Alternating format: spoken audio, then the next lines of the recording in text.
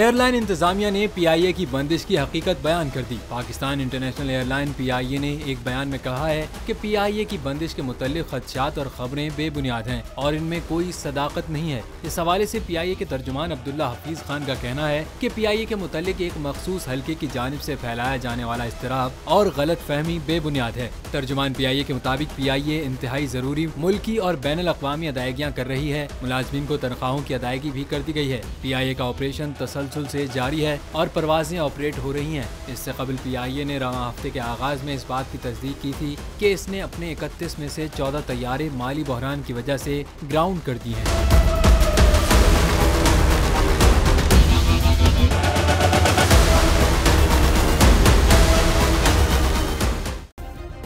Subscribe करें और bell दबाएं ताकि कोई खबर रह न जाए।